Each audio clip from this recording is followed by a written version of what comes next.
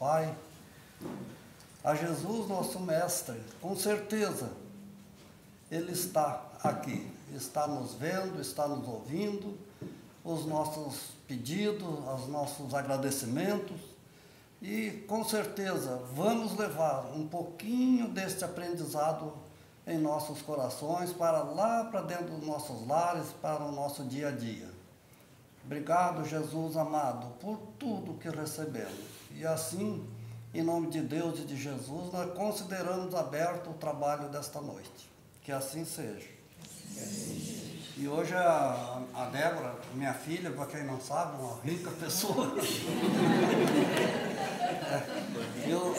Ainda bem que ele acha. Eu sempre digo que a gente tem que levar desde pequenininho, né, as crianças na igreja ou na sociedade, porque dá esse fruto, né? Agora já está fazendo palestra, já trabalha, e a gente está trazendo os netinhos, bisnetos, para mais tarde, né, poder fazer esse trabalho.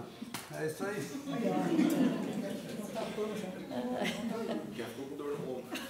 Já apanhei já de sair. Então tá bom. Para quem não me conhece, meu nome é Débora, eu trabalho aqui nesta casa, colaboro, na verdade, né, com este trabalho de caridade, de amor, nesta casa de amor, nesta casa de oração, onde a gente busca, né, os nossos esclarecimentos, mas também o consolo, né, para as nossas dores, para as nossas aflições, e é isso, a gente está aqui também buscando. Somos todos irmãos e trabalhamos nesta seara em busca de socorro também, né? Ninguém aqui é mais do que ninguém. Nós somos todos farinha do mesmo saco, né? Temos as nossas dores, os nossos sofrimentos, as nossas decepções, as nossas dúvidas em relação a muita coisa. E isto é que é o bonito, aos meus olhos, na doutrina dos espíritos, porque não elege nenhum superior, né?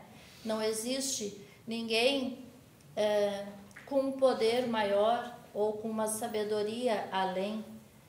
A sabedoria da doutrina, ela está para todos à disposição, e ela é que nos esclarece, que nos consola. Hoje eu vim falar sobre um livro que colabora no Pentateuco, né, da codificação, que é o livro Obras Póstumas. Mas eu vou iniciar lendo uma nota que saiu, uma nota explicativa na primeira revista espírita lançada, editada por Allan Kardec, lá em 1858.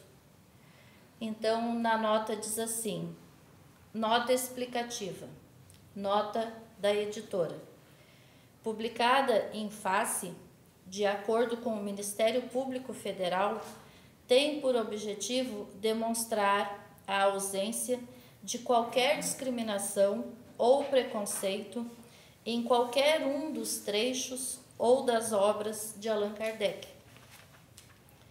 Todas as obras são caracterizadas pela sustentação dos princípios da fraternidade e da solidariedade.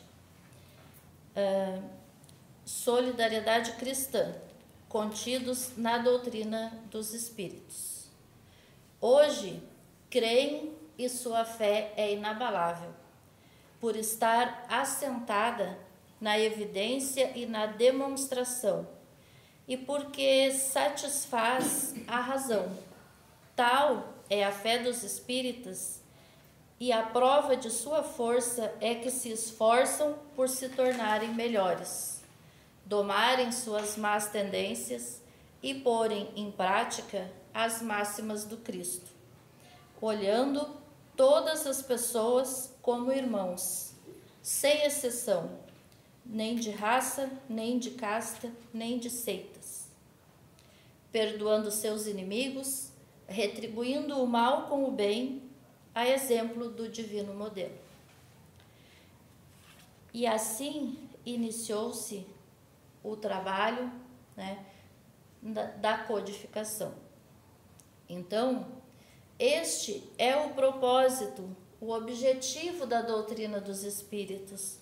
Não é apenas comunicação com os espíritos, não é pelos que já partiram, ou para que a gente entenda como funciona a vida além da morte, mas principalmente para ser estudada, aplicada, né, nas nossas vidas. Enquanto estamos a caminho, nós somos espíritos encarnados. E o resultado do após-morte, ele é ligado diretamente na nossa vida aqui, né, nessa existência, no que nós estamos fazendo. Então, nos permitindo nos conhecer melhor e sendo melhor hoje do que fomos ontem, professando a nossa fé através da nossa conduta, da nossa moral, da nossa índole. E assim, uma vez, faz tempo já, o Divaldo Franco esteve por aqui e ele deu uma entrevista no Jornal do Almoço e foi perguntado a ele se o Espiritismo teria a pretensão de ser a única religião ou uma religião universal. E ele disse que a religião não importa. Não importa qual é a religião de cada um de nós ou de todos que estavam ouvindo ele naquele momento. Mas o que importa é a conduta religiosa. É a conduta que nós escolhemos seguir. E isto, todas as religiões têm esse compromisso de tornar o homem um pouco melhor. Então, é sobre isto. A doutrina não tem preconceito com nenhuma religião e também não tem a pretensão de pescar pessoas. A nossa única, o nosso único ideal e a nossa única pretensão é fazer com que as pessoas que vêm até aqui consigam sair daqui melhores do que quando aqui chegaram. Então,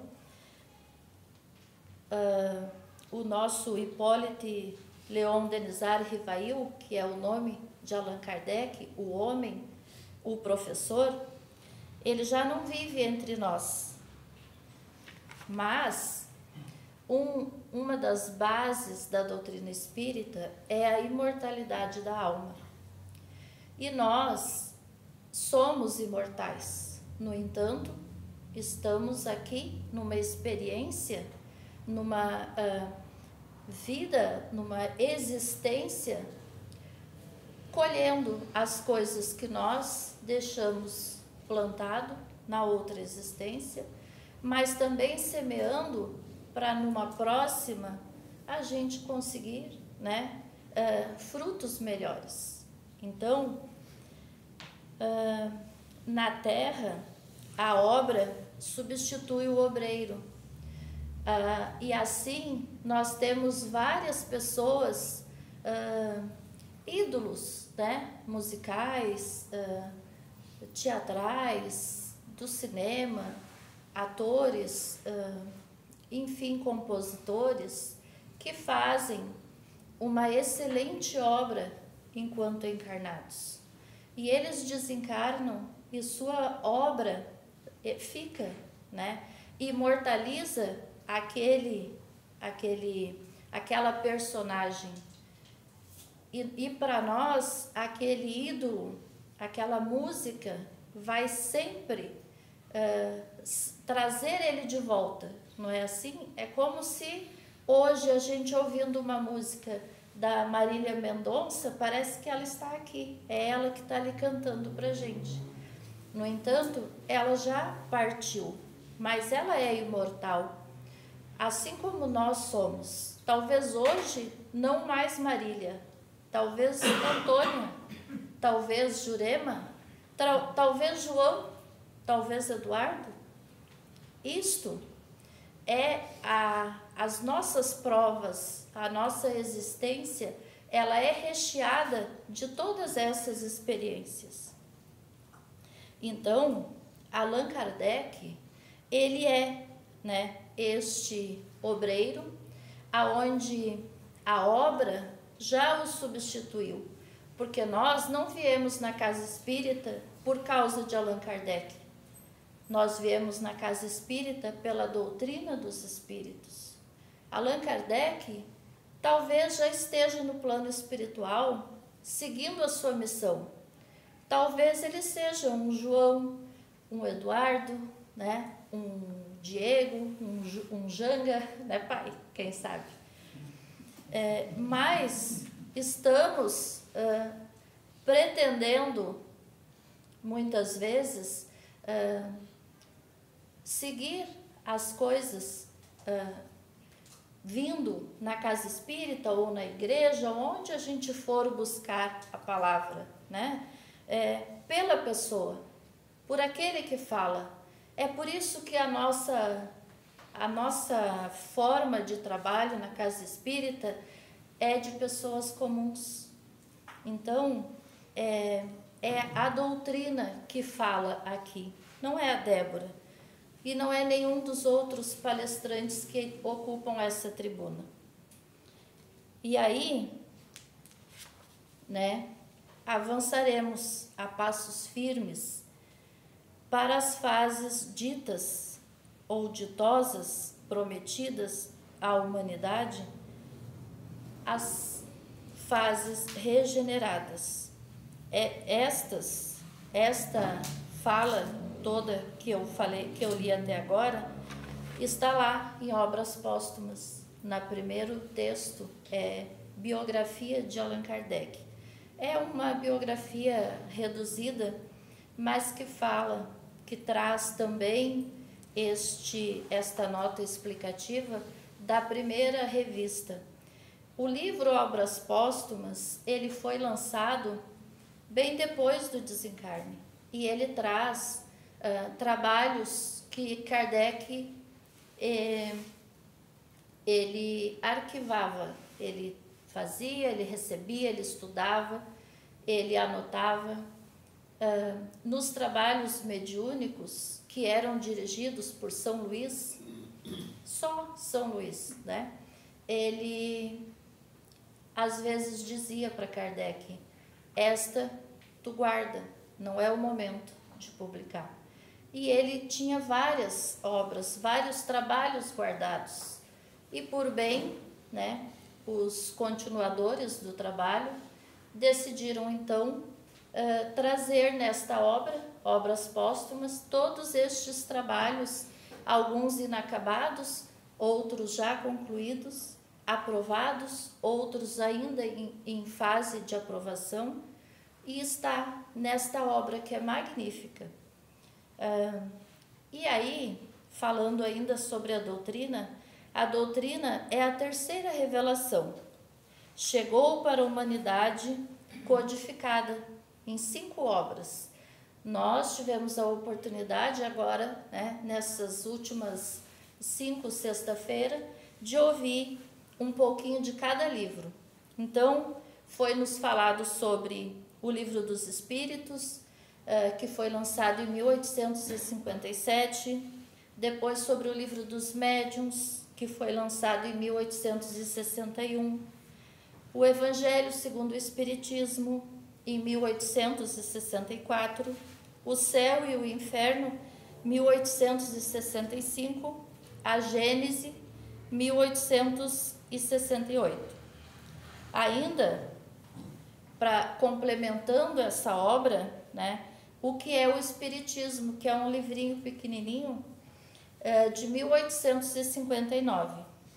vários outros livretes que eles chamavam de opúsculos também foram lançados por Kardec.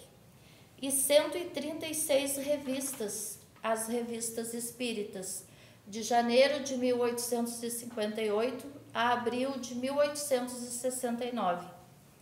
Então, foram 15 anos, de 1854 a 1869, que Kardec trouxe para nós, né, conseguiu codificar toda esta obra magnífica. E o Obras Póstumas, então, que foi lançado em 1890, após o seu desencarne. Ele desencarnou em 1869.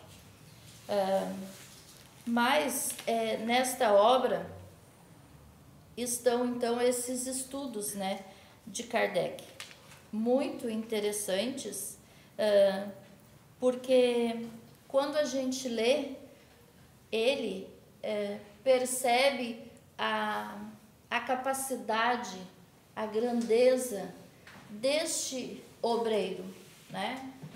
Incessante, numa época em que não existia computador, não existia máquina de escrever, era, se eu não me engano, pena mesmo, e ele escreveu tanta coisa, e ainda, né, depois que desencarnou, ainda deu para fazer mais um livro dos trabalhos que ele trazia. Então, este é o trabalho deste homem que, assim como qualquer um de nós, ele trouxe uma missão e cumpriu dignamente. Ele nos revelou, e não foi ele apenas escreveu a terceira revelação, os ensinamentos do Mestre Jesus, agora com mais profundidade, com mais clareza, com mais campo, com mais liberdade. Esta doutrina não é uma doutrina que escraviza, que proíbe, né, que regra as pessoas. É uma doutrina que liberta, porque dá a cada um de nós o direito de fazer as nossas próprias escolhas.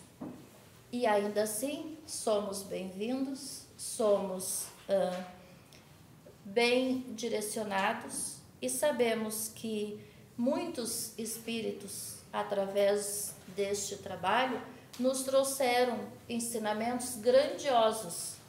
Emmanuel, por exemplo, nos diz que a maior caridade que podemos fazer pela doutrina é a sua divulgação. Então ele diz: ide e pregai o Evangelho. Se necessário, usai a palavra. Quer dizer, né, seja o Evangelho, faça o que está escrito. E assim a gente divulga. Vocês não veem espíritas pescando gente nas esquinas, em lugar nenhum.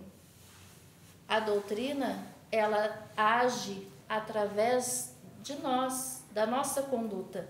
E foi por isso que Emmanuel disse, né? Prega o Evangelho. Se necessário, use a palavra. Porque se nós seguirmos o nosso Evangelho, aplicando em nós tudo que diz ali, nós vamos estar sendo, né, com certeza, uma pessoa que vai cativar as outras, sem convite, sem precisar empurrar ninguém, nem ameaçar. Então, cada aprendiz em sua lição, cada trabalhador na tarefa que lhe foi cometida, cada vaso em sua utilidade, cada lutador com a prova necessária. Assim, cada um de nós tem o testemunho individual no caminho da vida, porque é assim, é individual, é cada um de nós. A gente vai colher exatamente o que a gente planta. E nós somos responsáveis pelas nossas escolhas. Nós temos esta diretriz e sabemos que se escolhemos errado, tudo bem. A gente pode, né, escolher uma próxima semente e plantar novamente, de uma forma mais equilibrada, mais harmônica. Por vezes, falhamos aos compromissos assumidos e nos endividamos intimamente e infinitamente. No serviço reparador, todavia, clamamos pela misericórdia do Senhor, rogando-lhe compaixão e socorro. A pergunta endereçada pelo mestre ao cego de Jericó, Bartimeu, é bastante expressiva. Ele pergunta: que queres que eu faça? E aí, quando nós chegamos, né, neste lugar, pedimos misericórdia, pedimos que o Senhor nos alivie, né, que nos enxergue, que tire esse fardo, esse peso de cima de mim. E Ele vai olhar para nós e vai dizer: que queres que eu faça? Bartimeu pediu o que queria ver. E é muito profundo esse ensinamento, porque Jesus não falava para o homem que estava ali, falava para toda a humanidade, né, imortal.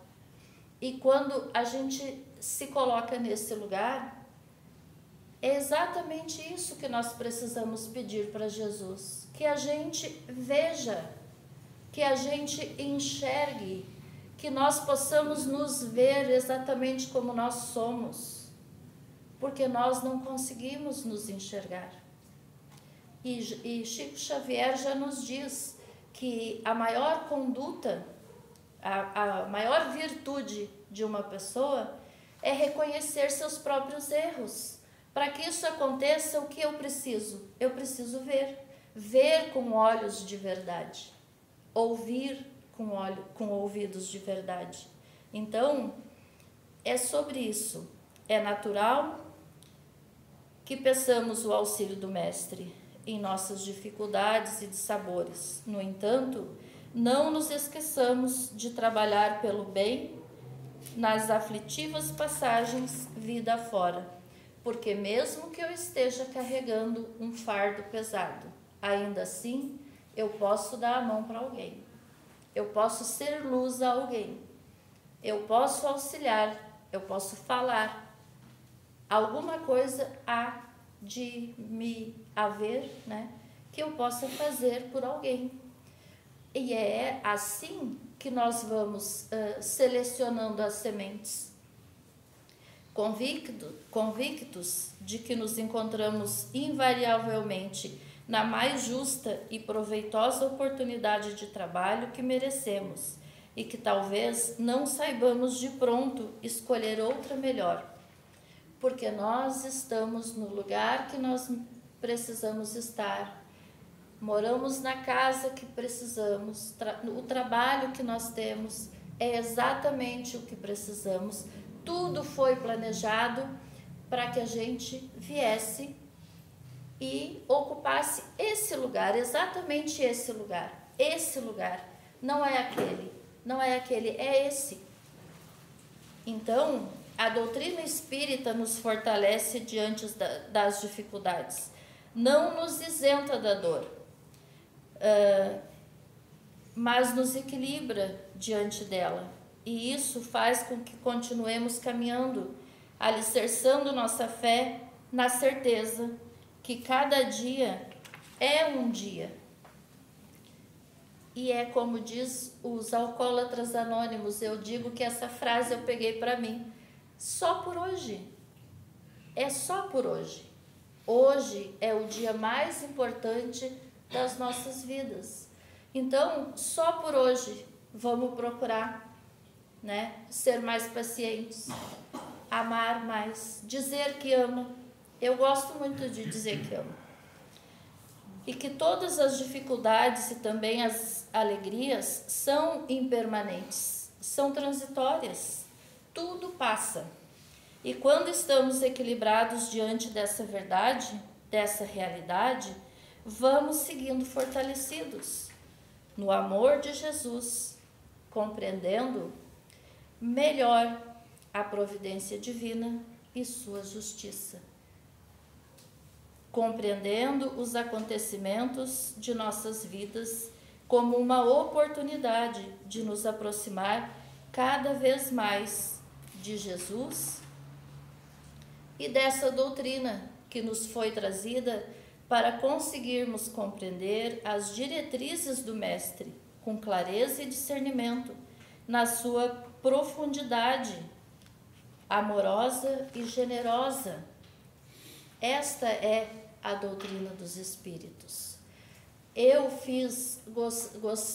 pensei, até pedir permissão para o João, para trazer essa finalização das obras, explicando, e eu sei que todos, talvez vocês conheçam, saibam, né, o que é a doutrina dos Espíritos. Mas é sempre bom a gente salientar que nós, nesta casa aqui, nós viemos aqui buscar Jesus. Nós viemos aqui buscar consolo, buscar conforto, buscar, às vezes, as respostas para os nossos porquês. E aqui, tudo a gente busca, tudo a gente consegue, mas é preciso um esforço. É preciso que a gente bata a porta e a porta se abre. Nós viemos aqui sempre. Às vezes achamos que o nosso mal é espiritual. Tem alguém, deve ter um obsessor tirando o meu sono, atrapalhando a minha vida. Não é tu, anjo. Mas aí o que é que a gente busca na casa espírita, né? O passe para que este obsessor fique por aqui.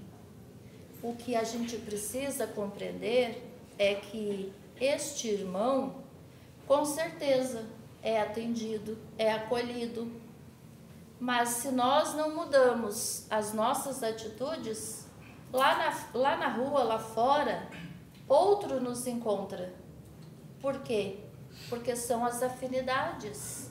Assim como nós encarnados buscamos os nossos afins, quando vamos numa festa, a gente se engrupa com aqueles que a gente, né, fala a mesma língua. Assim, os espíritos também fazem. É por isso que não basta só receber. É preciso agir, é preciso fazer, é preciso orar e é preciso conhecer melhor essa doutrina que nos consola. Nós convidamos a todos, sempre, todos os anos, de março a novembro, nós temos cursos na casa. São cursos do ESD, é o estudo sistematizado da doutrina espírita. Este estudo não é uma faculdade, não vai nos dar diploma, não tem nenhum motivo, não agrega em nada no nosso currículo, né, de trabalho, mas agrega muito na nossa vida. E buscando conhecer a doutrina, a gente vai entender por que todos dizem que a doutrina dos Espíritos, ela conforta, consola e esclarece. Porque daí sim nós vamos encontrar as nossas respostas, todas elas, buscando cada um de nós e sendo o Evangelho, como disse Emmanuel, né?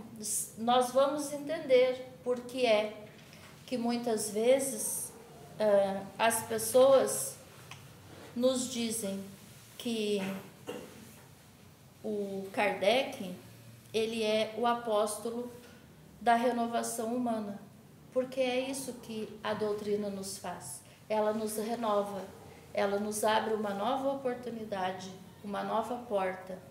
E através da doutrina nós vamos conhecer Jesus mais de perto, mais profundamente, mais claramente, vamos entender por que Jesus nos disse: eu sou o caminho, a verdade e a vida. Nós vamos entender por que Jesus nos disse: conhecerás a verdade e a verdade vos libertará. A doutrina dos Espíritos não escraviza ninguém, liberta todos nós, somos livres. Podemos compreender esta liberdade de uma forma mais responsável, que nos traga menos prejuízos e viver feliz apesar das dificuldades. E eu faço o convite, né, para que vocês busquem este estudo por si próprio. Não é pela casa, não é por mim, não é pelos outros, é por si. Façam esse movimento por si, porque nós estamos aqui de passagem, ganhamos uma oportunidade divina de estar reencarnados neste momento de transição. Se nós durarmos 90, 100 anos, né, sendo muito otimista, será que nós não conseguimos um tempinho dentro dessa trajetória para melhorar a nossa moral, o nosso campo espiritual, alimentar a nossa alma de forma correta, para que quando a gente puder voltar, que a gente consiga levar o verdadeiro tesouro conosco? Então, fica o convite. E era essa as minhas palavras. Eu falei dos livros, dos 5, do 6º e do 7º, que é o Espiritismo e obras póstumas. E se cada um de nós fizer o propósito, né, de frequentar os estudos ou de ler, comprem o livro e leiam uma página por dia. Em um ano vocês vão ler o livro, porque ele tem umas 300 páginas. Vai ser um livro por ano. Não é difícil. É preciso só o movimento da boa vontade. Obrigada, que assim seja.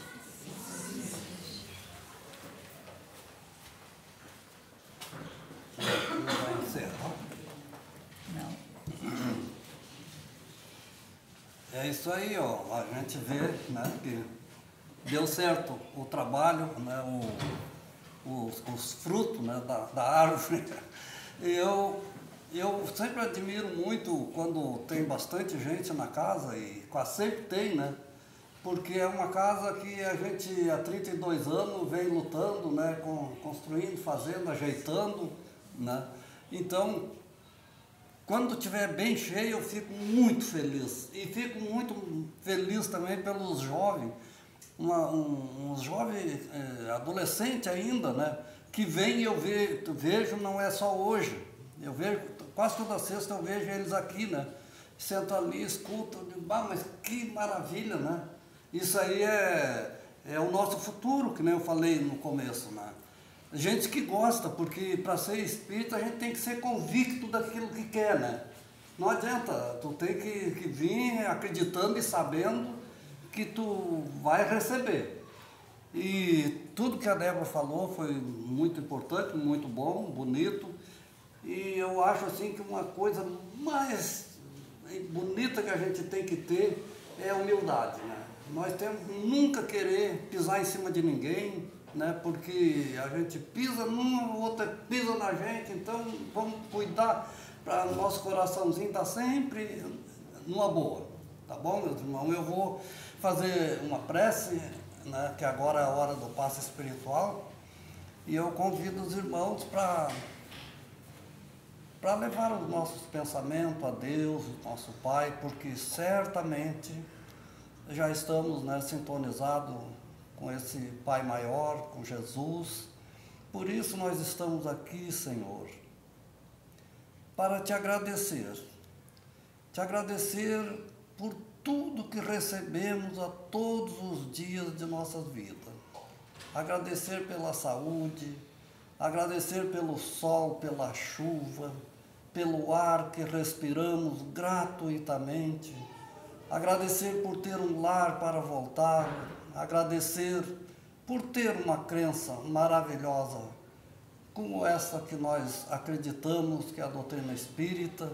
Ela nos ensina, nos educa, mostra o caminho, mostra o que é o amor, o perdão. Então, graças a Deus, estamos aqui para buscar esse aprendizado. Obrigado, Jesus, por tudo, e em nome de Deus, nós encerramos essa primeira parte do trabalho. Obrigado, que assim seja.